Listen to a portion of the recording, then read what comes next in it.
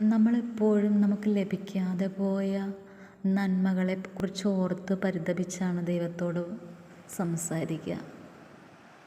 എപ്പോഴെങ്കിലും നമുക്ക് കിട്ടിയ നന്മകൾക്ക്, നമുക്ക് ലഭിച്ച ദൈവിക ഇടപെടലുകൾക്ക് നന്ദി പറയാനായിട്ട് ശ്രമിച്ചിട്ടുണ്ടോ? എനിക്ക് തോന്നുന്നു അത് കുറവായിരിക്കുള്ളൂ. എപ്പോഴും നമുക്ക് കിട്ടാതെ പോയതിനെ ഓർത്താണ് നമ്മൾ സങ്കടപ്പെടുന്നതും വ്യാകുലപ്പെടുന്നതും മറ്റുള്ളവരോട് നമ്മുടെ ബുദ്ധിമുട്ടുകൾ പറയുന്നതും.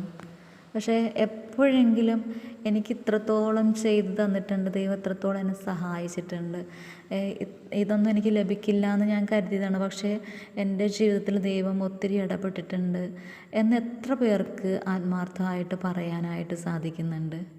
എങ്കിൽ അതാണ് നമ്മുടെ ജീവിതത്തിൻ്റെ വിജയം എന്ന് പറയുന്നത്. നമുക്ക് ലഭിക്കാതെ പോയ നന്മകളല്ല, നമുക്ക് ദൈവം അറിഞ്ഞു നൽകിയ നന്മകൾക്ക് നന്ദി പറയാൻ കഴിയുമ്പോഴാണ് നമ്മുടെ ജീവിതം ദൈവത്തിന് ഏറ്റവും സ്വീകാര്യമുള്ളതായി മാറുന്നത് എന്നുള്ളൊരു തിരിച്ചറിവ് നമുക്കുണ്ടായിരിക്കട്ടെ.